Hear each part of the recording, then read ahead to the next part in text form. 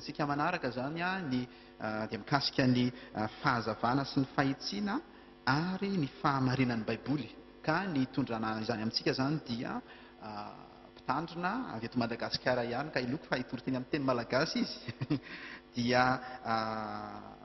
anolotra anareo zany ny pasteur Rabenja Hamiaraka. Izy moa zany dia mpitandrina ny fiangonana Batista Tomasina ao Anjomà, ary mpitoroteny, mpampianatra ary mpanangana fiangonana zany efatra amin'ny 50 taona teo eo. Dia pasteur Rabenja Hamiaraka dia malaza amin'ny fitiavany ny tenin'Andriamanitra ary ny fanambahana tsara arak'izay tiany tenin'Andriamanitra ambara an'izany teny izany. Malaza izy olon'lay boky, misy ny olom-boky fa misy olon'lay boky zany dia nizoko izay. Dia nianatra izy moa tany Nogent-sur-Marne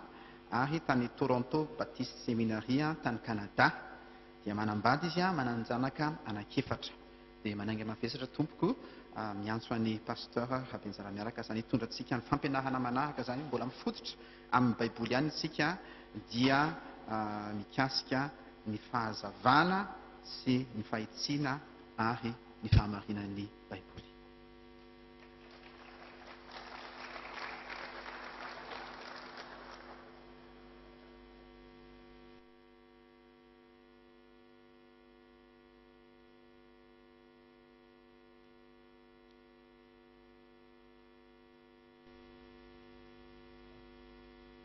Ny katolika izay efa nieritreritra ny baiboly tsy ho azon'ny olona dinihana ary zava-miafina ny tenin'Andriamanitra, ka tsy misy afa-tsy zareo voafidy ihany no afaka anazava ny baiboly, ka nataon'zareo amin'ny teny inona mihitsy ny teny mba tsy ho azon'ny olona amin'ny teny latina, ka izy mahay latina ihany maninona no afaka anazavan'izy iny, dia nandrisan'ny taona maro ny atao hoe maizina tokoa ny tontolon'ny fivavahana, satria tsisy intsony ny tenin'Andriamanitra. Ka tonga ny 20 taona dia 16e siècle zany, inona mipoitra tamin'ny fotoana io, ny réformation fantatsika tsara, dia miverina amin'inona ny olona tamin'ny tenin'Andriamanitra. Ao rehefa andika ny teny ho amin'ny atao hoe adika amin'ny vakian'ny olona ny baiboly rehetrarehetra mba ho azon'ny olona vakiana, zay tompoko na tonga fivoazana teo amin'izany tamin'ny réformation, satria nanomboka namaky n'inona baiboly, satria mazava ny tenin'Andriamanitra fa tsy miafina. Zay sy baibolitsika ao amin'ny Deutéronomie. Fanokafana no meko anareo voalohany indrindra, zay sasy teny meko alohany tia teny fanokafana ity, mbola misy sasy teny fanokafana, dia ao amin'ny Deutéronomie 7:20, diny andininy 7:20, zay haitsika tsara izy io, zay mampiseho tsara ny amin'ny hoe fanambaran'Andriamanitra. Zao ny teniny andiny 7:20, hoe any Jehovah Andriamantsika izava-miafina, fa atsika sy ny zanantsika mandrakizay kosa ny zavatra ambara ankatoavantsika ny teny rehetra amin'ity lalàna ity. Io tompoko dia tena mahafitina tanteraka ty fampianarana ataontsika ity amin'ny endrika amboaka. Tany am-piandohana tany amin'ny Deutéronomie zany dia nambara tsara ny toeran'ny tenin'Andriamanitra. Fa ny tenin'Andriamanitra aloha dia tsy mbola mipoitra zay, fa zava-miafina izy tao am-piandohana. Ka ny zava-miafina dia aniza rery ihany, an'Andriamanitra rery ihany. Kanefa kosa misy ny ataony hoe ambara ndray kosa izy io, fa nambara dia atao mazava hoe zavatra voambara, dia le révélé, nambara n'inona le teny, aniza koa zao araka ny teniny. Mazava tsara ny teniny fa atsika sy ny zanatsika mandrakizay kosa ny zavatra ambara, zay ny teny ambara dia ny tenin'Andriamanitra io, ankatoavantsika ny teny rehetra amin'ity lalàna ity. Mazava tsara ilay toerana angatana azy dia izy ao amin'ny tenin'Andriamanitra. Ka manazava zany tsika amin'izao fotoana izao ny atao hoe fahazavana io tenin'Andriamanitra io, satria nomen'Andriamanitra ho antsika olombelona io mba ho azontsika. Andriamanitra dia manana fiteniny maha-Andriamanitra azy tsy ho azontsika mihitsy. Na hivadika viana aloha hianovana mba hian'ny tenin'Andriamanitra tsy ho fantatrao zany, fa maka ny toerantsika olombelona izy, ka manao ny ampiasaina amin'ny teny teknika hoe anthropomorphisme, na ataontsika hoe anthropopatisme, zany hoe le momba antsika olombelona no entiny maninona manazava momba azy. ny toetsika sy ny fanahintsika koa no entiny milaza miamina. Ka amin'izay fotoan'izay inona no hitantsika amin'izay fotoan'izay? Mazava tsara fa ho takatsika tokoa le teny. Ka amintsika izany teny dia tokony maninona? Tokony hazava amintsika tokoa satria tenintsika ihany no entin'Andriamanitra. Anazavana ny amin'Andriamanitra. Andriamanitra tompoko tsy olombelona ka maninona izy? Manana vatana. Fa lazainy hoe Andriamanitra dia maninona? Manana tanana. Tanan'Andriamanitra mipiazona antsika.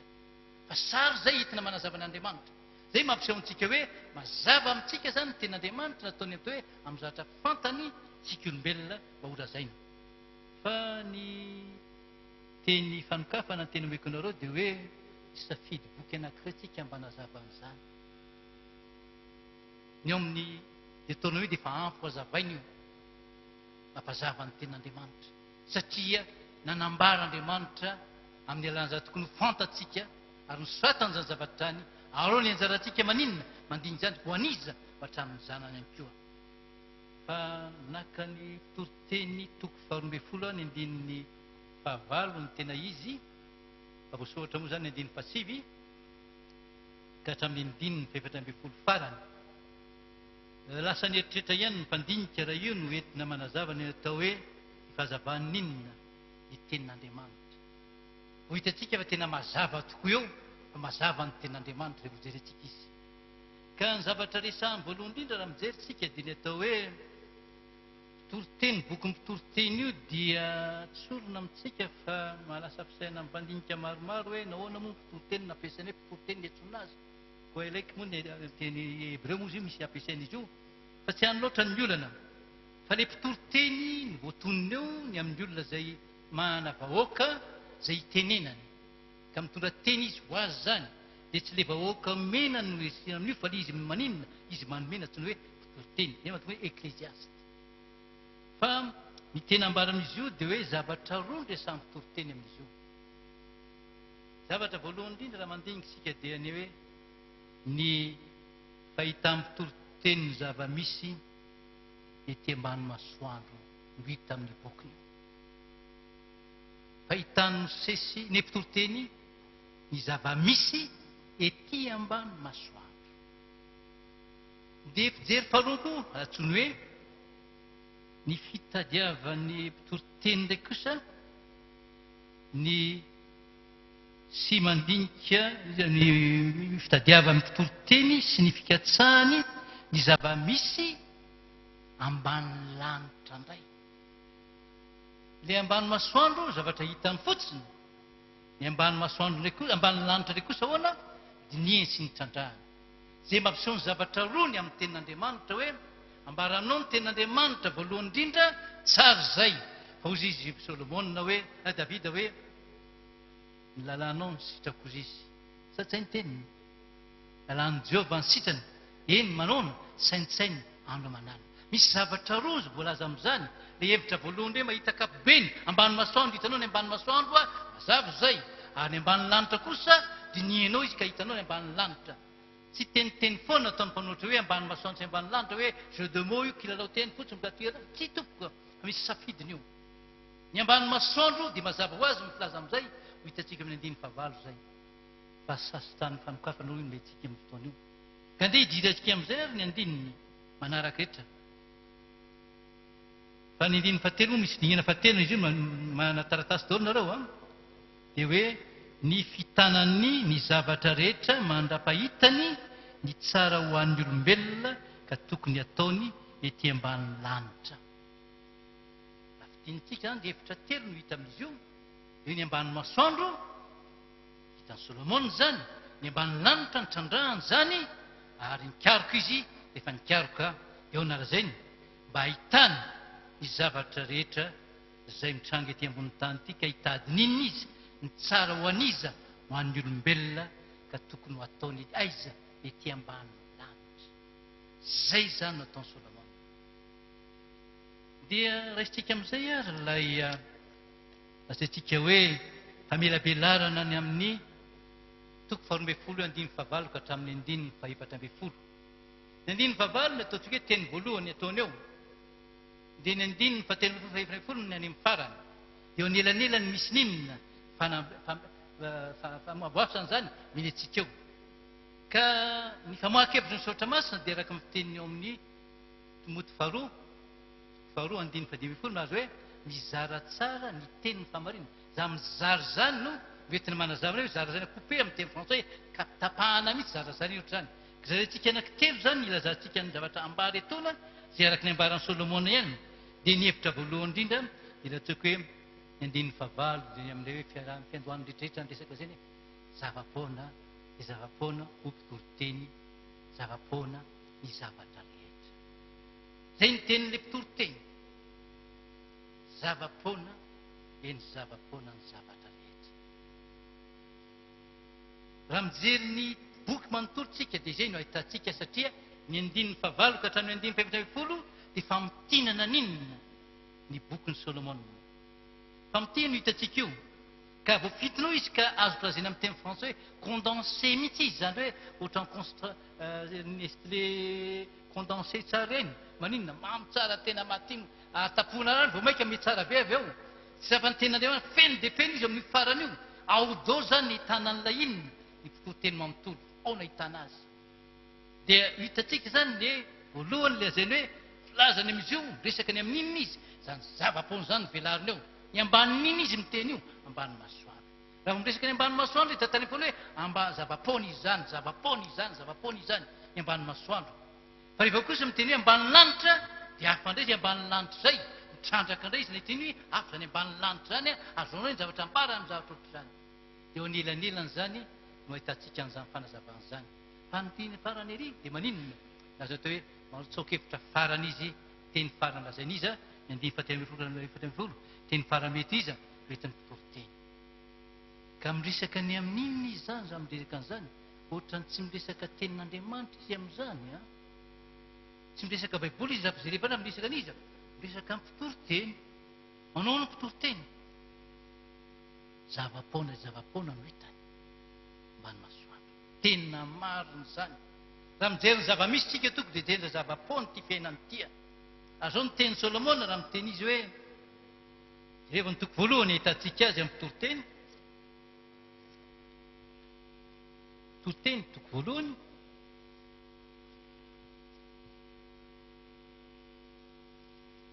rehefa ny andininy voalohany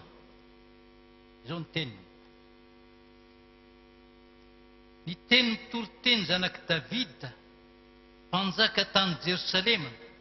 zavapoana dia zavapoana mpitoroteny eny zavapoana ny zavatra rehetra hoy ny mpandinika sasany hoe pessimiste be rangaha io sady tsy pessimiste izy sikivy akory amin'ny fiaina aloha voalohany amin'ireny fa milaza zavamisy izy teny zavamisy io manona zavapoana zany rehetra zany kanefa ny teny izy amin'ny fahatelo hoe inona ny soa azon'ny olona amin'ny fisasarany rehetra zay isasany aty ambany masoandro manontany izy inona ny soa azoko amin'izany raha ambany masoandro ny fiainako mijery ny zavatra misy eo inona ny soa azoko dia mijerytsika toko raha hijery an'izany raha mijery ny ambany masoandro nareo inona no hitanareo ny ambany masoandro aizy ny ambany masoandro ny ambany masoandro tsisy afa zay ny hitanao tsy mety any ambony ny ambany masoandro ny hitanao sady zany za mahita anareo ny tavoangonareo hitako tsy tavoango fa ranonareo ny solomasonao hitako ary ny sasany maninona miesona tsisy miesonao fa dia izay hitako dao zany na ny tsara natra zay ny ambaninona zay zay ny ambany masoandro zay zay no hitantsika eo dia zay fa mitikodina zao rehetra eo Solomona mitikodina zany atao zavapoana atao cercle vicieux zany mitikodina ka tany mitikodina rivotra mitikodina daholo ny olona dia tsy hitany zava-baovao sady tsisy tono zay dia ozy izy milazany hoe tsisy zava-baovao amin'ity fiainany ny eo ihany eo ino zao zay dia naninona zay dia ho aiza dia mbola lasa lavitra any izy mandinika an'io zavatra io ka mijery izy hoe ahoana indray ny filazany eo amin'ny andininy toko voalohany andininy fasivy ahoana ny teny zay efa teo ihany no ho tonga indray ary zay efa natao ihany no mbola atao indray fa tsy mba misy mazava avao akory ety ambany masoandro. Eny zava-poana zao fiainan'izao. Ary mahita ny hoe mahakivy ny fiainana izany zavatra zany. Raha mijery ny Solomona nareo dia tsorona aminareo eo amin'ny 9:7 dia eo na ny teniny. Dia efa nisaratra mihoatra noho izay rehetra talohako teto Jerosalema hozy izy. Ary ny fahendreko nefa dia mbola tato ampiany. Ary na inona ny riny masoko dia tsy nisy narovako taminy, tsy nisakana ny foko tamin'ny mety fifaliana, fa nahazo hafaliana avy tamin'ny fisasarana rehetra ny foko, ary izany no anjarako avy ety ambany fisasarako ety. Kanefa nitodika nandinika ny asa rehetra nataon'ny tanako sy ny fisasarana izay isasarako, ka endro indreo zava-poana sy misambovivotra foanako zany rehetra zany, fa tsy nisy nahasoa taty ambony masoandro, ambany masoandro. Inona ny soa azoko? Tsy misy soa azoko. Zay nitsoakevitra Solomona nijery eza ny ambany masoandro. Ka zava-poana zao rehetra zao. Zay mahatonga ny sasany ataontsika hoe mpandinika amin'ny lafiny filozofia, dia tout est absurde ozy izy ny amin'ny existentialisme. Tout est mandinika misy tokoa dia tout est absurde. Absurde tokoa ty fiainan'ity zao zava-poana izy zany makaizy zao zay. Dinanino zao zay. Da kosa Solomona dia mitodika kosa ny 9:4, 9:7 raha amin'ny tokolifa. Omeko sasy teninareo rehefa avy eo, omeko ny teninareo amin'ny 9 manaraka fa ny 9:5 hoe ary koa satria endriko toroteny raha mibenary amin'ny 12 amizay tsika, dia nampianatra ny olona fahalalana izy, eny nandinika sy nieritreritra ary nandahatra oabolana maro izy. Io dia efa famotinana ny fampianaran'ny Solomona tary aloha ao amin'ny toko voalohany ihany, ny 9:13 nalazainy. 12 sy 13. Zato toroteny mitovy ny 9 voalohany ihany, ny tenin'ny toroteny zanaky Davida mpanjakan'ny Jerosalema. Zao ihany koa zato toroteny dia mpanjakan'ny Israely tany Jerosalema, ary nampiasaiko ny foko baninina mba hijery sy hahita zava-misy. Zay danino izy? Andinika sy hitady sy hikatsaka ampahendrena ny zavatra rehetra. Eo zany le ambaninina, hoe ambany lanitra rehetra zay atao izy ambany lanitra. Rehefa nijery ny ambany lanitra izy dia tsy ny ambany tsony no hitany, ka iny no hitany mahasorena azy. Fa ny ambany lanitra dia fijery hafa solomaso fa manjevany azy, ka hoana manjary afaka mitrandraka n'io zavatra hitan'io izy. Ay ny men'Andriamanitra antsika io zavatra hitantsika io, ka fandrao inona trandrahana io zavatra io dinihany, ka nifantarany dao ny zava-misy tamin'izany fiainan'izay. Jereny zay na Solomona mpandinika izy tokoa, mpiaroko izy zay olona, ary nitady an'izany rehetra zany izy, inona ny antony dia nataony daholo ny kasihany daholo ny ambany masoandro rehetrarehetra. Dia raha mijery an'izay nareo amin'ny toko faharoa, ditanareo tsara fa zao miteniny amin'ny 9 voalohany: ho zanakapo, aoka mba izahako toetra amin'ny hafaliana ianao, ka dia mifalia amin'ny hafahitana, ny fahafinaretana, akanjo, indro zava-poana koa zany. Hoy zaho miantso ny fiomezana fahadalana, ary ny fifaliana mba efa inona, ny saina tatapoko aho amalifaly ny nofoko amin'ny divay. Ny foko anefa mbola hitondra azy amin'ny fahendrena ihany, ary hitana ino tsara, hitana ny fahadalana ozy izy. Ahoana? Mandra-pahitako zay tsara ho an'ny zanak'olombelona, ka tokony ataony aty ambany lanitra. Pikaroko izy zany, ny ran'Andriamanitra anao fikaroana ny amin'ny fiainantsika olombelona rehetrarehetra, ny fiaina zay arehetrika rehetra, fa tsy le hoe tsy ilay taratasy tsony ny dinihany ampandinika sasany zay, na ny hevitra tantarainy sasany no raisina atao fahalalana ho tenin'Andriamanitra, fa ny zavatra ny ainatsika olombelona mihitsy nijerena Solomona ahafantarany tsara tokony ataontsika olombelona, zavatra tokony ho fantatsika tokony ataontsika, dia nanao an'izany zavatra izany nao fikaroana. Rehefa vita tokony fikaroany dia tsoroko aminareo fa tena nisy fiteny mahafinaritra nomeny atsika amin'ny toko fahiny hoe jerevy ny 9:20 hoana ny teniny: fa ny olona zay akas'Andriamanitra dia omeny fahendrena sy fahalalana ary fifaliana. Zay nitranga amin'ny Solomona. Men'Andriamanitra iny izy rehefa nikaroka niaraka taminy tety ambony tany, tarian'Andriamanitra izy ahita fahendrena sy fahalalana, ahitondra inona ny olombelona? Fifaliana ho an'ny olombelona. Zay nge ny tadiavin'ny olombelona, anampahendrena Anapahalalana, anampifaliana. Fa nataon'i Solomona nandinika an'izany ka ho hita tsara fa azony le fahendrena ary azony le fahalalana ary nahita fifaliana. Eo amin'izay mamintiny tsika azy zany nahita an'izany rehetrarehetra izany zao. Ahoana ny lazainy amin'ny toko fa 12 amin'izay. Ary koa satria entiko toroteny dia nampianatra ny olona fahalalana izy. Zavatra telo nresany amin'izany raha miresaka ilay votoatiny amin'izay tsika zany. Ny ao ny ataontsika hoe ilay 5 hita teo fa ny 5 amin'izay dia ny fahitan'ny mpitoriteny inona ny zava-misy ny voalaza 5 eo ny endry mpitoriteny kananinona nampianatra izy zany mahay mampianatra tompoko ny olona endry. Efa nianaratsika teo ny lalana anjorana inona nitrandraka izy ny ary nahita fahendrena izy dia afaka nina amin'izay izy ampianatra amin'izay izy anefa nampianarina ny olona amin'ny teny malagasy fa azona mandika azy dia hoe vahoaka. Eto no ahitantsika tsara mihitsy ny hoe ny teny hoentin'ny Solomona zany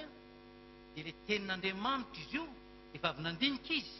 ka sahaza ho aniza ho an'ny vahoaka. Raha ampianatra izy ampianatra ho an'izy izy ho an'ny vahoaka. Na balita ao anatiny, na ny elita ao anatiny. Fa tsy ny elita ihany ny tadiavintsika. Ny elita moa tsy teny gasy akory zany so anarana vaovao mainareo zany dia atao elita ianary zanakireo fa ny olona manatsaina dia eritreretra amin'izany sy ny hoe balita dia tsy maninina ao an'ny rehetra io. Zay ny mahamazava ny ten'Andriamanitra atao an'izy izy ho an'ny atakatra azy rehetrarehetra. Ka mahafinaritra ny tenin'ny Nehemia raha miteny izy hoe vonona ny olona iain'ny ten'Andriamanitra dia natonga daholo ny olona maninona ho avy daholo na ny lehilahy na ny vehivavy ary ninona lazay farany ny mahaino tsy hoe ny mahay miaino fa ny mahaino. Izy avy mahaino tompoko amin'ny fiainana. Ankizy firy taona ny mahaino? Firy taona? Firy taona ny mahaino?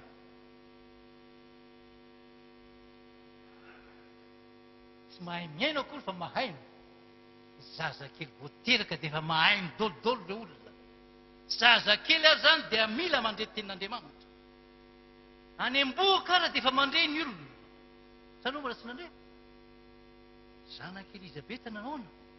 bitaka no ny hafan'izy tao Kiptao no ny feon'iza Maria. Any anta-psikolojikely ny tena mahitako hoe azo lazaina mihitsy fa ny zanako tompoko dia zay renesinao zay makany aminao ika teneninao mareny ianao makany amin'ny zaza daholo io. Dia mahatonga hoe mba hampio tsara ny vady daholo rehefa be poko sao dia kizitinitina ka zaza maninona koa zaza efa be ao. Misy fiantraikany amin'ilay izy io. Ka ny any am-boaka tompoko ary dia efa mandreny teny ny zaza amin'ny alalan'ny reniny. Ka zaro amin'ny lalany tokony aleny zaza na any am-boaka ary dia efa hitanao fa avy nefa ny ao am-piangonana zany tsy tonga ny sasany dia efa be poko hoe zalo tsy afaka mamarary zaro dia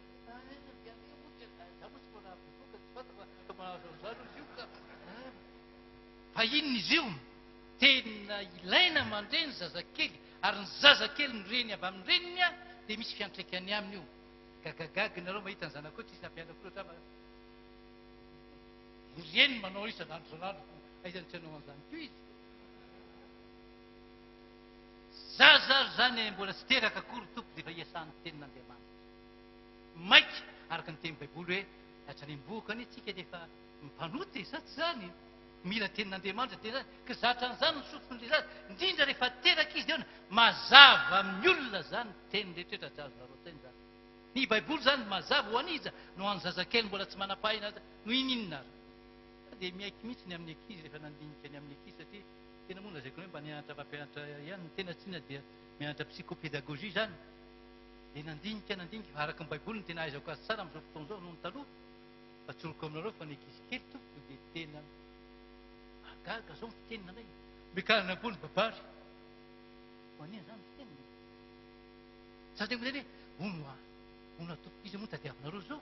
izy mbola ankizy kely tao zany io tsy ao mamafa mbola misy hafatra ve mba apetraka zanak'izy zay faharoa zay dia voalohany zanak'izy zanak'ilona anankiray izay mbola tsy mahay miteza, mbola mitaiza hoana. Pepe babary, pepe babary, babary. Miteny hoe mikany akory ny babarynareo satria fiteny ona koa na nyteny ihany. Nakany zaona fiteny. Tsy teny avainareo zao miteny izy mahay miteny. Zay miankina amin'inona ihany io fiainana. Ka rehefa mampianatra Solomona dia ataony miantefa amin'izy io satria fanta mazava n'inona ny tenin'Andriamanitra mena ny olombelona. Ho azon'ny olombelona izy io ka tena manina fotsiny izy iainao amin'izay. Ny ao amin'ny Solomona tompony amin'ny Nehemia mantsy dia zazakely manatrika dôlodôlo miaino tsara. Ho avy mampianatra an'io amin'ny fotoana manaraka ny amin'ny Nehemia hitanao tsara. Fa miaino ny ankizy tsy azonareo tsaina fa tsy mahay mampianatra sika mantsy heveritsika hoe ny ay ihany no mena azy. Fa ny tsaina io tsy azo alefa satria mandany andro tsy zakan'izany. Fa ny saintsika tompoko dia mahatakatra zavatra hitsaina. Enregistré zavatra be dia be amin'ny saintsika io. Ka rehefa azo fotsiny io fa ho avy io. Ahoana? Mamboarin'ny sainao io hivoaka zavatra efa be. Izy nareo mahay gramera taminareo tenaka. Fa mana gramera dôlo nareo rehetrarehetra. Tsy ten'Andriamanitra tsony no entinao atoro-teny, tsy toro-teny tsony zany fa mety kabary zay. Na dissertation nataonao iny dia avoakanao zay. Tsy ratsy akory zay tsy dia ratsy oatra fa inona ny tena atao iny toro-teny, ny teny no torianao. Ka io tsy maintsy hainao ny tenin'Andriamanitra ho avoakanao. Inona natonga Solomona mahay mampianatra dia ho azavantsika izay anton'izay. Fa hoana ny teny voalohany indrindra hoe endriko toro-teny ka na inona nampianatra izy nampianariny ny olona vahoaka zay hatrany amin'ny zazakely ary any. Dia namia azy iny ozy izy fahalalana. Zay ny fampianarana. Dikan'izany mbola tsy mahalala zany ny olombelona fa mbola ampahafantarina izy. Ka za tenenao izy eny hoe tsy hatakatra an'izy io hoe fa hianatra izy ahalalana izy iny. Dia ny zavatra faharoa dia endriko toro-teny izy amin'ny 10:10 ka hoana? 10:5. Satria endriko toro-teny dia nampianatra ny olona fahalalana izy. Naninona izy? Endry izy kanina nandinika sy nieritreritra ary nandahatra oabolana maro. Zavatra telo nresahana eo nandinika tsara. Ny faharoa inona? Nieritreritra mazava izy. Ary fahatelo nandahatra tsara ny heviny izy. Asan'ny saina izany raha fantatrareo. Rehefa avy nandre ny ten'Andriamanitra dia hoe mahafinaritra anao ny ten'Andriamanitra. Dia izy hoe io ny didiny eo saintsaininao andro manalina. Zay le mandinika ny ten'Andriamanitra io. Ka amintsika tompoko andinika zavatra vonina ny tadiavintsika avy dia hitelona fotsiny avy hatrany ihany. Fa ampianar'Andriamanitra mihitsy hiasany inona io saintsika io. Fa tsika tsy babakoto ka tsy mahay misaina. Fa tena misaintsika ka io saintsika io tian'Andriamanitra ampiasaina hampazava ny ten'Andriamanitra. Ary tena mazava ny ten'Andriamanitra miny antsika. Kanefa rehenintsika io ten'Andriamanitra io misy asany amintsika io tena. Raha mijery nareo ny amin'ny atao hoe ampianarana ny amin'ny olona izay mampianatra. Avy amin'ny baiboly nahitako azy Solomona nilaza azy. Tandre moa izy ny fahendreko. Dia aton'lahy no sofinao andeha fahalalako hihevitra tsara ka hitondra fisaihana mazava amin'izy. Dia rehefa avy eo dia hitandrina ny molotra ao ny zavatra ny fahalalana. Processus didactique an'izy zany ho adingana manao hoe fitaizana antsika olombelona ma olombelona mba tsy babakotsika fa olona. Hoana ma olombelona tsy maintsy maninona ny sofiny maheno izy. Ny aina izy maninona eny tenin'Andriamanitra. Ka manongila tsofina ny olona anankiray dia hoana hevitra izy ozy izy. Ao zany mihevitra zany. Tsy mihevitrevitra akory mihevitra. Saina le zavatra mihevitra. Mampiasa inona zany? Ny saina. Rehefa mihevitra ireo dia manao hoana? Mamoaka fisainana mazava. Zay ny atao saina mazava intelligence. Ary ny intelligence toko tsy aki fa zavatra velariny io. Zare rehefa nanao an'izany sa ny hafa manita an'izany mpandinika. Fa ny baiboly nahitako an'izany. Satria maninona io? Miamiveratra ny fahazava-tsaina aminao rehefa nainieno zavatra anankiray ianao. Ny olona tsy mba miaino tompoko dia tsy mba intelligent mihitsy. Tady io zay. Tsy mba ho intelligent mihitsy ny olona anankiray tsy mba mahay miaino. Fa rehefa miaino izy dia maninona? Lasa mazava.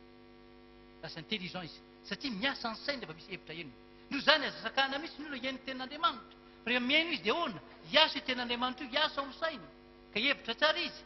sainana inona izy eo mazava ay zany manodina be le PC atsika amin'ity ordinateur atsika ity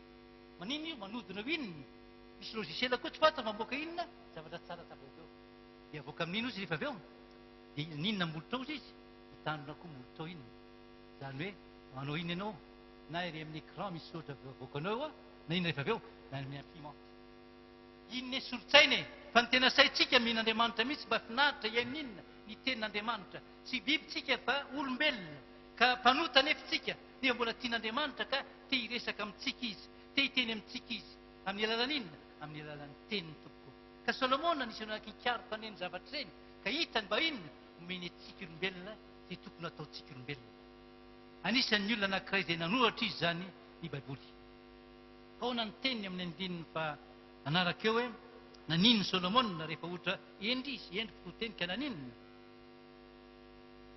nandinika izy tsara dia eritreritra mazava ary nandahatra tsara ny heviny izy nalahany tsara amin'ny teny ankiray filazan'io dia hoe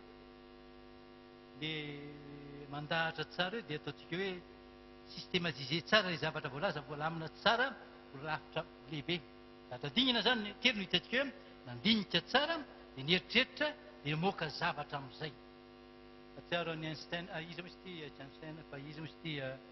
le génie anankiray izay ataontsika hoe Steve Jobs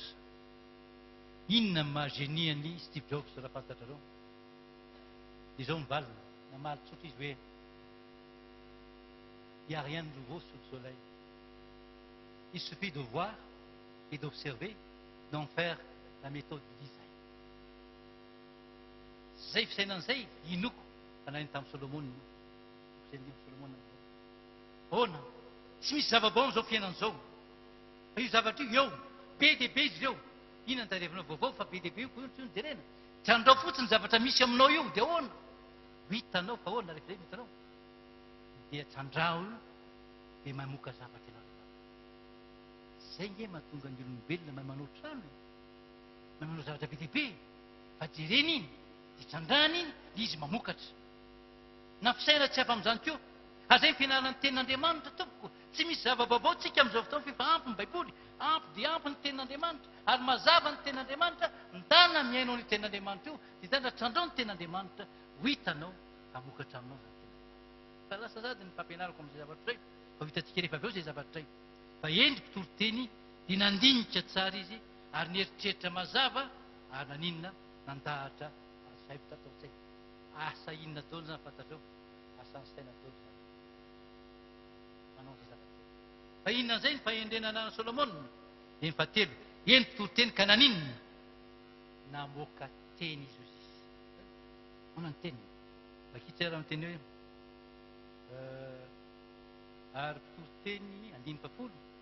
hitady ahita teny mahafinaritra ary zay mahitsy no voasorany dia tenyny fahamarinana tiniko amin'ny endrika anankitelo izy io hoe namoaka teny Solomona dia nitady teny mahafinaritra izy kanjo ny mahitsy no voasorany dia ny teny fahamarinana efa nahazo fahendrena izy ka naninona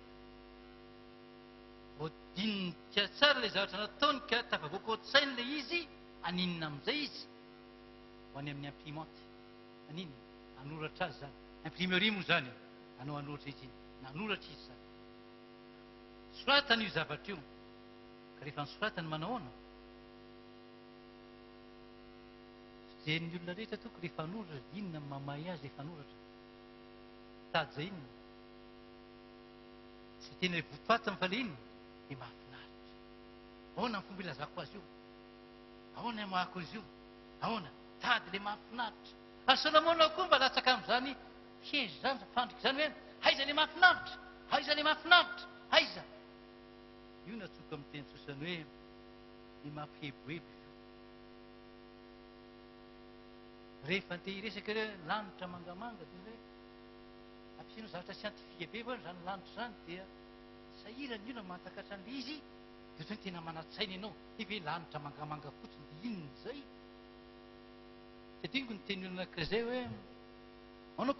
prolégomène tsika zao manao prolégomène tsika amin'izao fotoana izao ka prolegomena dia maninona tena teolojia mahafinaritra izy io hoe tena ny any ny prolegomena ny tena tiako izy tena mahafinaritra tsy azo lasaina fa prolegomena hoe introduction fotsiny izay teolojia doava be prolegomena sady introduction zany izay le teny anakay mahafinaritra le teny hoe prolegomena tsy mahay anjany ndraika zay mare prolegomena za zavatra any a zatra teny tsotra hoe zavatra famokafana misy zany zay mahatonga malagasy manahirana misy rehefa mikabary eoana inona ihany ny lany be eo ny fotoana dia famokafana fotsiny resaka tsy voaresaka tsony nefa avy eo tovy amin'izany ihany le ataontsika hoe zay le olona mitady anao kabary dia la ny andro mihinana fotsiny hoe sasy teny le vony iny ihany tsy hita koa le kabary rehefa avy eo fa zava-dehibe tsy dia tena le sasy teny iny le mahafinaritra iny mamahay anao fa inona no azo ka Solomona toko inona no hitany ho nalazainy teo ny mahitsy no voasorany dia ny teny iny teny fahamarinana nanao inona izy nanao fikaroana izy tompoko dia nanizy rehefa avy eo dia rehefa voagaroka tsara nataony dia ahoana nalany tsara zany zavatra zany rehefa volany amin'izay ny ahoana soatany amin'izay le olona zay processus zay didaktika zany ataontsika zany ahoana zany zavatra mipoitra zavatra an'iny amoaka zavatra izy eo ahoana navoakany dia mazava tsara zany hoe tsy namoaka zavatra nahafinaritra za aloha dia samy teny aminareo fa mahalerjika ny olona ny fiteniko fa tsy azony tsara tsiny za anti intellectualisme satria ny isy mareta dia karazana péjoratif le isy ataontsika hoe simple pour être simple on devient simpliste donc le isy zay ratsy zay ka zay toetrena ino ty intellectualisme zay io zay Einstein nanao hoe ce n'est que des informations information fotsiny no azonao dia efa maniny ianao popoka nazo information fotsiny ianao makaizy zay le ataontsika hoe za tena mila dia mila takinina ny intellectualité raha samihafa zany tena miasa ny saina fa tsy mipetraka amin'izao kory fa ny intellectualisme le ataoko hoe snobisme intellectuel dia mihay fotsiny iny makaizy zay satria information no azo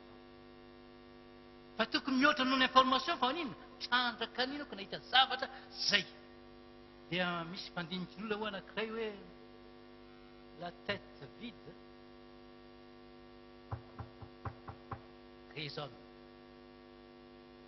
la tête pleine enfle la tête bien faite raisonne ianao zany sy tilalao teny zany miraisonne ny ianao sa miraisonner saina maninona foana zay nge sasany toroteny atao alleluia alleluia tsy hitako koa le alleluia trano teo miainy koa ny olona maninona tsy adiniko ny olona anakizay hoe vavaka zany zay tamin'ny za moa tany fiangonana maro samihafa dia vavaka amin'ny teny tsy fantana moa sasana manao miainga ny olona mivavaka tompo alleluia inona ny aloha amin'izany hoy ny teny sana hoe contemporain zay ny toisena contemporain zany contemporain zay izy hoe tsy pokaty dia maneno e fa hoana kosa ny anankiray feny be loatra mibontsina dia maninona enfle zany zay ka zany zay bontsina fosina anao ahoana kosa ny olona vita tsara ny saina satria tsy ny hainy fotsiny izy fa nandalina tsara mamoatra tsara ny saina ianao tsy mianatra ny tenin'Andriamanitra io toko finaritra mamaky fotsiny ianao nefa tsy mamaky koa raha nataony sasany tsy ataony azy fa tsy mamaky fotsiny sika ny tenin'Andriamanitra fa an'iny mandinika koa satria ny tenin'Andriamanitra io mazava tena mazava itenao ary efa azao dia voaika me mazava dia mazava iten'Andriamanitra io fa sika fotsiny mieritreritra ny hoe sarotra ny afetsena moa ny katolika dia zay hoe maninona izy io zava-maro zava-miafina io efa tsy hay mopery io dia hoana teny zava-miafina io anakoa zay avidratsy zany avadiny fotsiny resaky dia hoe maninona hoe tsy hainareo io hoe zava-miafina io anay ihany io ataony latin moa tsy mba zava-miafina tokoa fa nataon'Andriamanitra ho azo ny olona rehetra ny teny mazava ny teny ny antefa na amin'ny ankizy ary toko telo taona mety mahita famonjena ny ankizy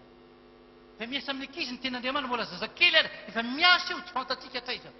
fa mivoaka nrefa aveo gagana hoe ary tonaninna izy zafokeloko hoaingana mihitsy nanaitra misy resaka fanaon'lay reniny amin'ilay zokilahy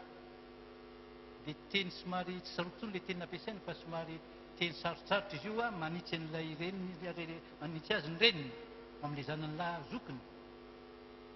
dia tsy mety zany ataon'lay zokiny dia hitsy lay zokiny amin'ny teny frantsay ataony io dia tonga le tovolahy kely io tamin'ny ankizy hafa talaina manao zavatra tsy mety ohatran'lay rahalahiny dia naveriny arabaky teny le teny tamin'ilay ankizy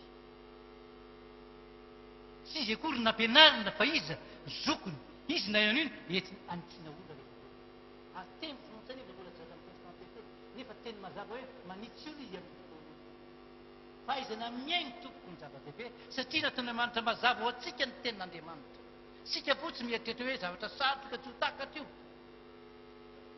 fa rehefa tsy takatra io zavatra mboenitsika io rehefa aveo ho azo foana rehefa aveo ampianaro logaritma zay ny zanakareo fa logaritma ihany fantany ho avy zay rehefa aveo hay an'izany isaty zany ka misy ny fianarana azy aloha misy zavatra voalohany indrindra nizaniza mila tenin'andriamanitra ny olona tenin'andriamanitra io mahatonga atsika hoe andao ry toko tsy ahaka afa-tsy ny tenin'andriamanitra ampianarina ny olona ka tiana ampianarina izy zavatra tsara ho azy mena azy dia ny tenin'andriamanitra aza gaga raha fitenin'andriamanitra koa ny azy sy ny fisain'andriamanitra koa fisainy amin'izay fotoana izay dia jerentsika mivokatra an'etrany fa lasa ny amin'ny fotoanantsika eny mpitoro-teny ka naninona namoaka ny teny izy ary efa namoaka n'ilay teny dia tady zay mahafinaritra fa tsy ny hitany fa inona ny mahitsy ny voasorany dia ny teny inona fahamarina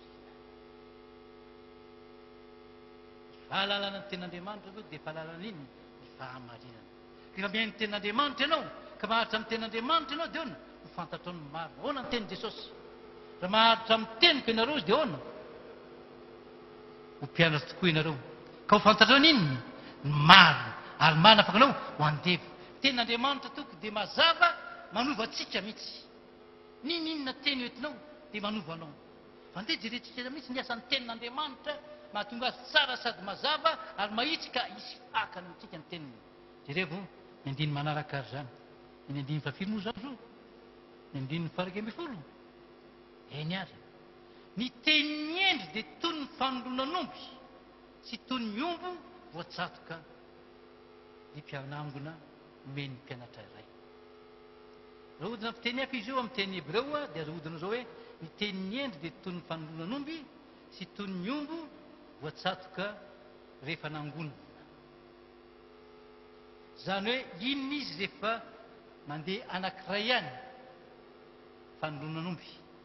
maranitra iny sady zany manindrona resaka ombo nresantsika dia rehefa mitambatra indray izy rehetra lasa inona izy lasa ombo tsy lasa ombo ekory fa ombo inona ombo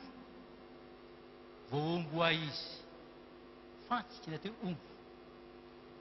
ka rehefa fantsika maninona miao tsy miala eo jesosy ombony azy fijaliana sady zany voaombo izy io tsy afa-miala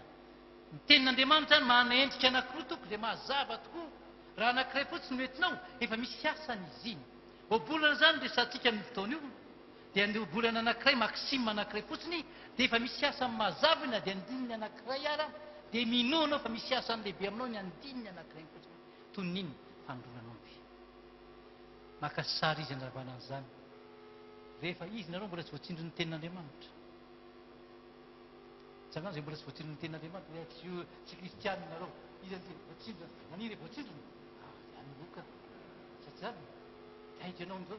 zay le tenin'andriamanitra mazava satria maninona anao manindronao maninona ny olona misafoka ho jesosy hoe teny mahafinaritra ny teny jesosy raha maharitra amin'ny teniko ianareo dia hoana ho mpianatra tokoa ka hoana ho fantatrareo ny marina ary marina iny afaka anao andevo hoana ny tenindrareo oviny zay mba andevonao nefa milazanino jesosy zao tsy azon'le teny nefa mazava le teny fa tsaingoany fotsiny anankiray le hoe ne andevo iny masaka atao an-tsaina ka naninona azy le teny hoe andevo nanindrona azy tsy sarasady jesosy raha nanindrona dia meny hoe zay rehetra manoto ozy dia hoana andevo miota zay ny teny mampiseho zany ny olantsika dia inona andevozon'ny otsika misy inytsika azavainy jesosy tsara zany zavatra any tsy niady taminy eny raha koa tsy misaina vo tsinona mitsantony fotsiny vo tsinona tokoa aloha miasan'ny ten'andriamanitra dia manindro loatra zany vo teny niavantsika teo raha nitoroteny izy teo misy teny nanendrona tamin'le teny anakazony teo anao le teny izy iny hoe soroko le teny ampisainy toko za mora maladino le toteny hoe nanindrona azy faran'izy nahita vamintena fiarany manindrona ny ten'andriamanitra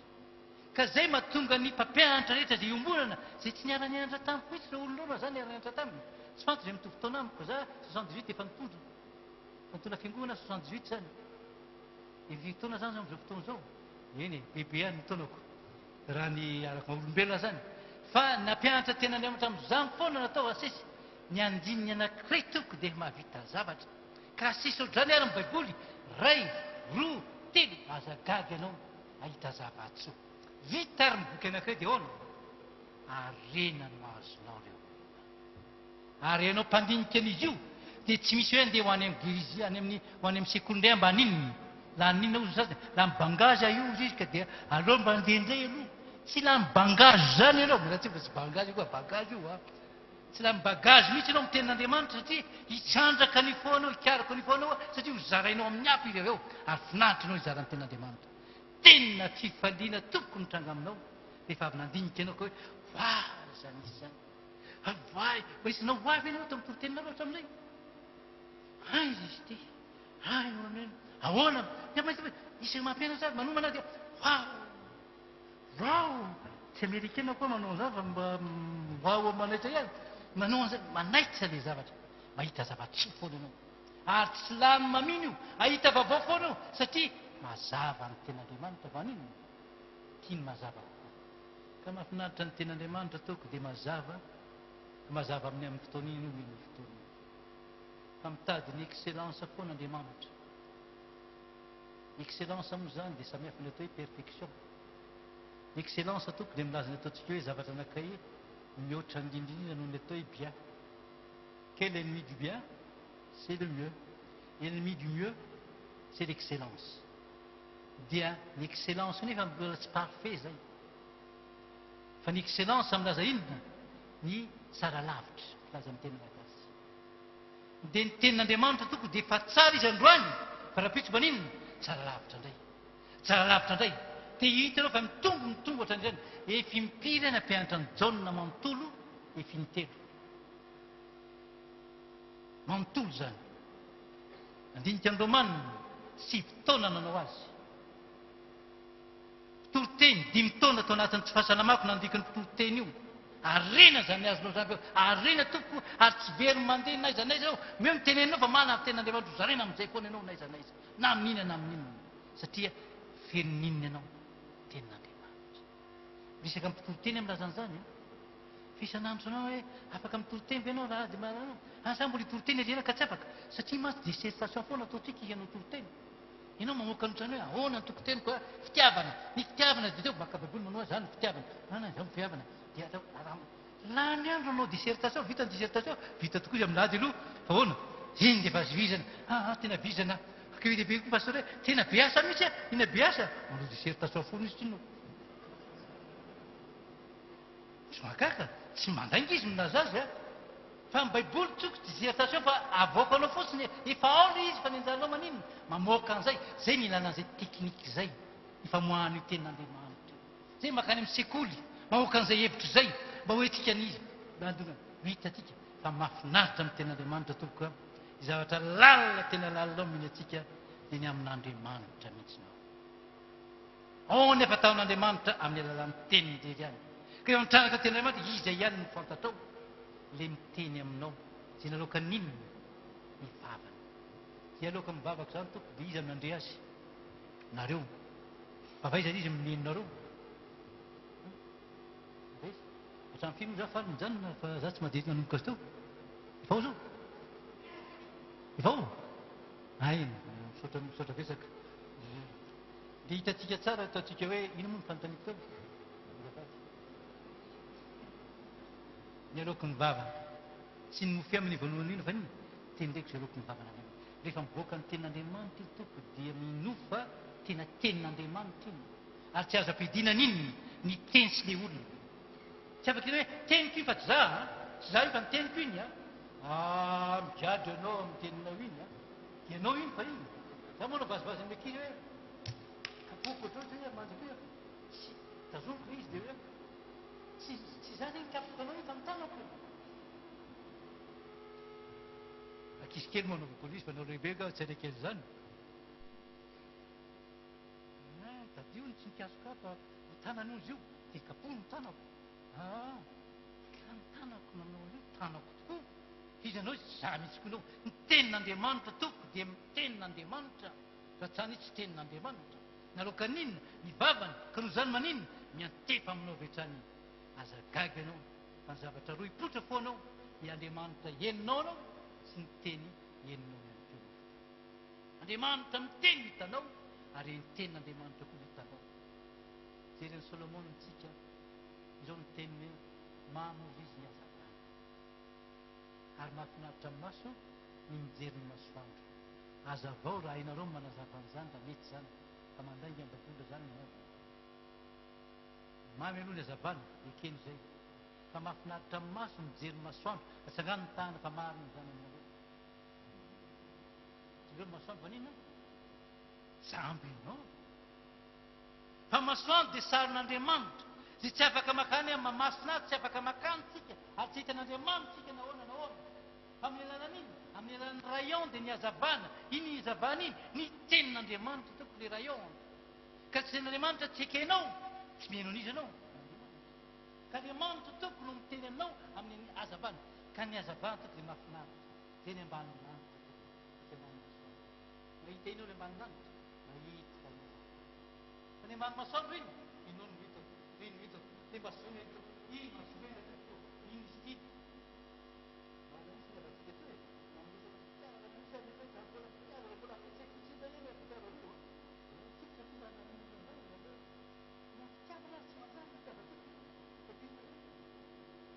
zavatra tsara zany tsy haitsika fa tiako ambara aminao kosa fa ny fahazavana toko dia ny tenin'Andriamanitra mivoaka avy any amin'ilay masoandro dia Andriamanitra afinaritra io hazavana zany zay mahazavana hoana faly ireo efa tonga ny hazavana sa tsy zany zatra ny delestady io dia hita delestady io mbanao io zany hoe le olona jiramaty io atsy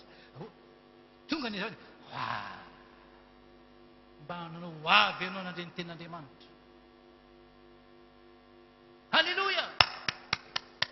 zany meninao amen amen zay loatra marina tsara le amenina ataonao fa araka ny teny mazava ka ny asa atao mitenanao dia hoana dia ohatrany ramatoa anankiray zay izy io dia rehefa meny toloteny izy dia hozy izy hoe afinaritra le toloteny te hideran'Andriamanitra foana izy no atahotra ka ny tsy ariny dia hoe rehefa toloteny hoe halleloia dereo an'Andriamanitra dia tsy nitery amin'ny olona velana velona fanoloana misy tona zay halleloia dereo an'Andriamanitra heriny telo ny efatra izy faran'ilay pastora ny teny hoe ramatoa andra azafady kely mba manelingelina be le halleloia sy deranao iny manio raha janona izy iny ka tsy mety ne pastora fa tena fanaka tena hoe zera te hideran'Andriamanitra ka hoana ndray fanaraka atsika mianaka meko diray ianao satria ohatra tsy manana ramatoa tsy manana loatra izy meko diray ianao dia hoana mba tsy manao zany ianao eny ary ekeny le dira dia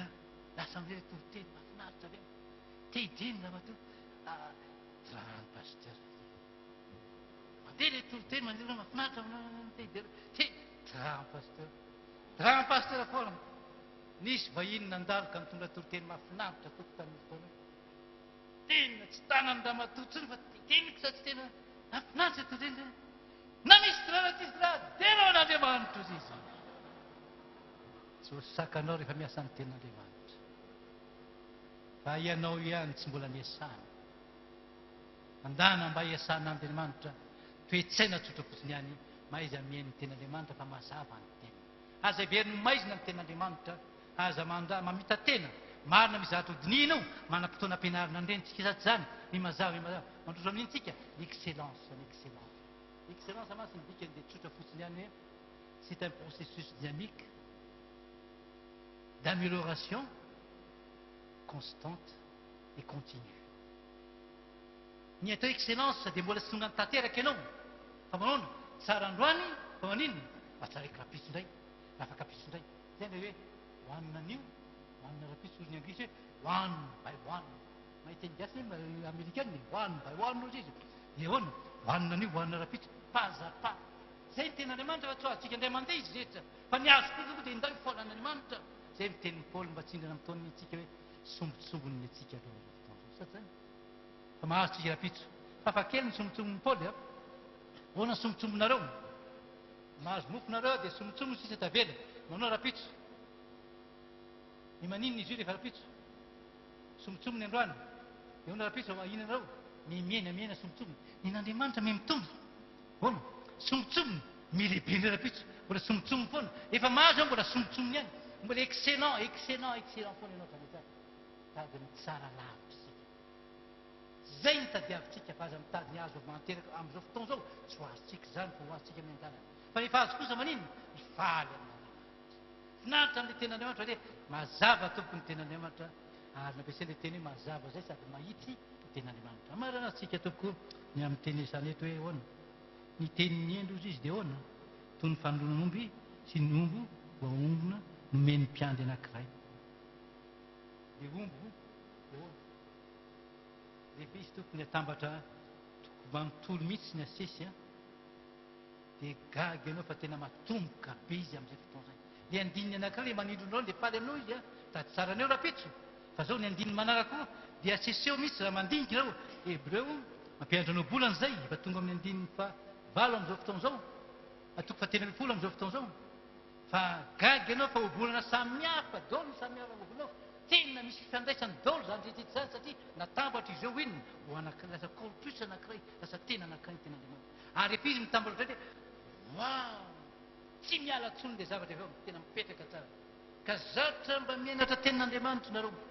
aza tiano atao baiboly eo ananinao fa io tsy mba hoe dinitero amin'ny baiboly tsy voadinitero eo fa lasa micro iny dia manina rehefa aveo tsy hita le izy fa eto ny baiboly tompoko izy eo amin'ny baiboly tsy andao io zavatra io hitanao fa tena finaritra ny ten'andriamanitra anao ahita fa marina zavatra zany ary finaritra ao amin'ny ten'andriamanitra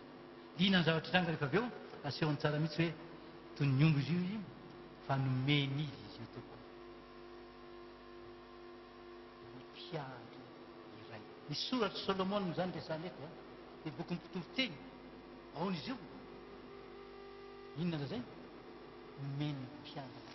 izy ary io mpiandry anankiray name azy io izy io andriamanitra name any solomona inona moa nangatahany solomona tamin'andriamanitra mahazo inona fahendrena men'andriamanitra azy ny fahendrena sady mena azy inona ny dikany hoe fahendrena amin'ny teny ary amin'ny mpanjaka manafo mahay miaina ay zany ny fahendrena manafo manina tianao tonga amin'ny fahendrena ianao lana mahay miaina ho hitanao fa hivelatra be dehibeamisainao iny zavatra azonao iny eny aresaka soazao fa adalana ihany no azonao fa ny ten'andriamanitra zao dia hita zavatsoanao am'zany tena arena ny ten'andriamanitra ary petraka aminao ny ten'andriamanitra iny ho zaraina ny zavatra ateraka izy io dia hoana ny teniny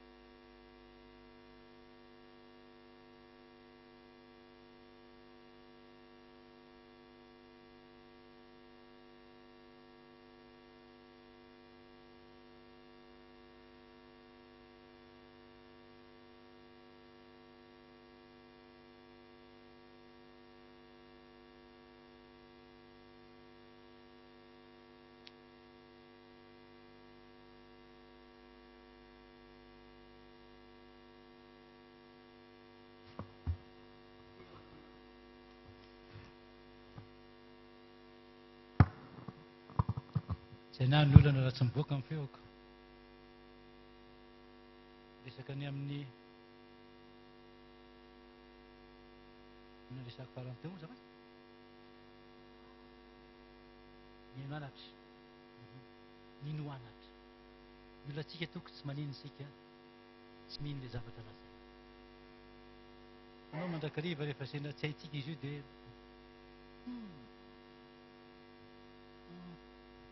tsy hitandra micro roa za fa mipetrika izy iny c'est pas évident c'est pas évident tsy hainy koa no manapofony tsy mampety avy c'est pas évident tsy anaiky fotsiny ianao mandana mahay miaino ten'andriamanitra fa iny ten'andriamanitra iny eny mahatonga anao mino iny zavatra iny koa fa tsy afaka ino ianao raha tsy henonao le zavatra heninao satria le tenao teny mazava no hitanao dia azagaga anao fa tsy maintsy anaraka zavatra mazava koa anao amitina an'izay zavatra zay ako amin'ny teny anankiray fotsiny hoe mampiasa ny sofonitsika toko eny tenandriamanitra satria mazava ny ten'andriamanitra aoka finaritra n'iny tsika eny ten'andriamanitra oabolana toko fadimy imoany saitsika tompondresany am'izio fandrazeko taminareo teo sala oabolana toko fa dimy dia indriny voalohany sy ny faharoa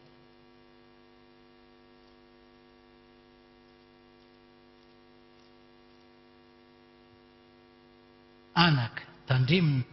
fahendreko zay le fahendrena iny ambaratonga izoranao amin'ny fotoana io atongolany ny sofinao ho amin'ny fahalalako hieveranao tsara hitondra fisainana mazava ary tsy hitandremany molotrao ny fahalalana aninona ny vavanao hiteny hoe mino aho satria mazava ny ten'andriamanitra dia mazava koa ny fanapahako hevitra rehefa avy eo fa ny toriteny tsy mazava toko ny napahany hevitra dia azo antoka fa ny finoany amin'ny fotoana iny mampisalasala ihany tany andafy indray mandeha nisy toriteny mombana kristianina zany noresana ho an'ny kristianina mampahirezana dia avy eo le pasteur ny teny hoe izy aminareo andray mifamonjy iny andray mifamonjy izy amintsika dia andao fomba fampanapahevitra andray famonjena zany kosa tsisy toriteny lala-pamonjena koa ndana mino an jesosy akory eo dia andray mifamonjena ile olona tsy mety zany tsy mazava ny nambara tsy mazava koa no ambaran'le olona rehefa avy eo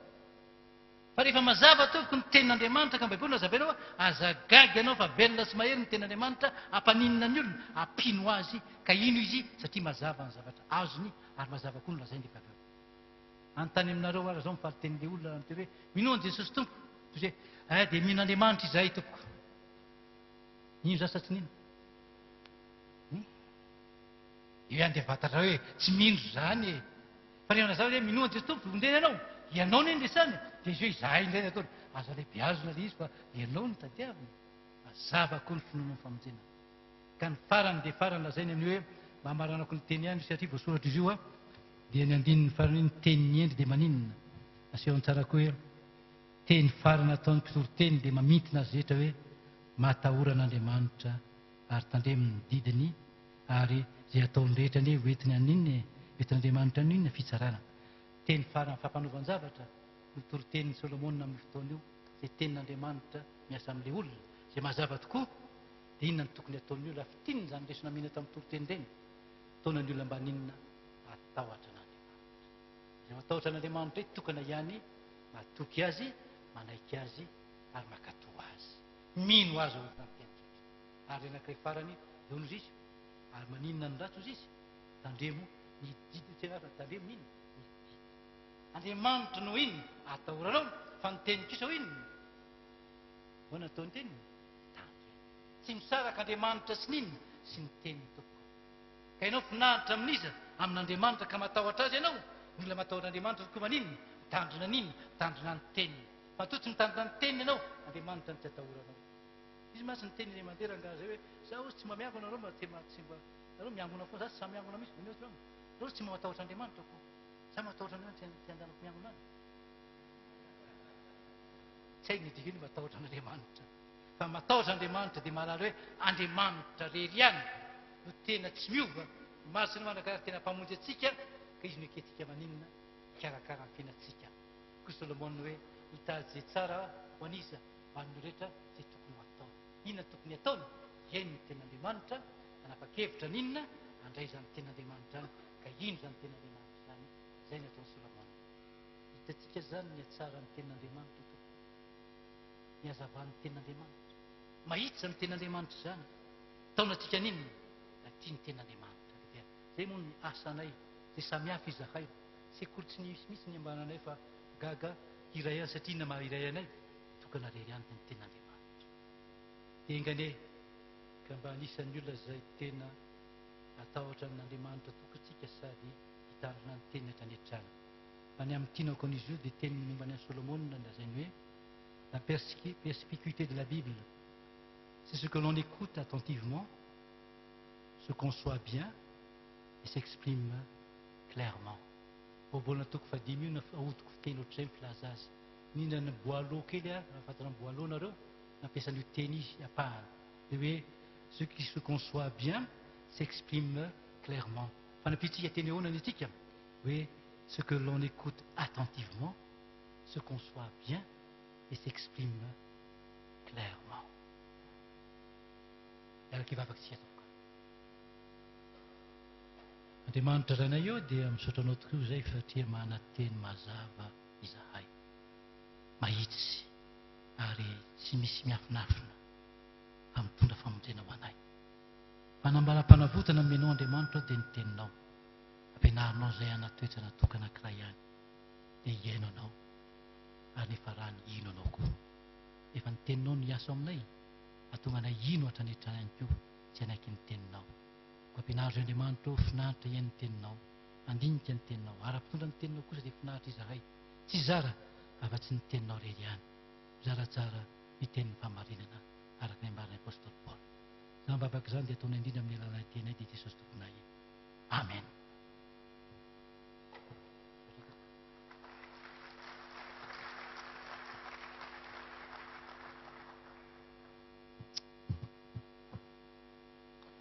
Mahaiza mihaino tokoa an'Andriamanitra fa mazava ny tenin'Andriamanitra. Sotran'Andriamanitra sika ny amin'izay lohahevitra anankitelo sady izay efa nidiniantsika tamin'ity mahainy ity mikasika ny Baiboly dia tohizantsika rariva izany fandininy izany fa irosontsika izany amin'izao ny fiatoana amin'ny lafiny sakafo, ny sakafo-anantsika moa izany. Ka misy zavatra vitsivitsy izany izay tsara ambara mialohan'ny irosontsika amin'izay sakafo izay. Voalohany indrindra mikasika an'ilay kasika izany izay ampiasaintsika amin'ilay fandikanteny mivantana dia papio izany izy io raha azo atao.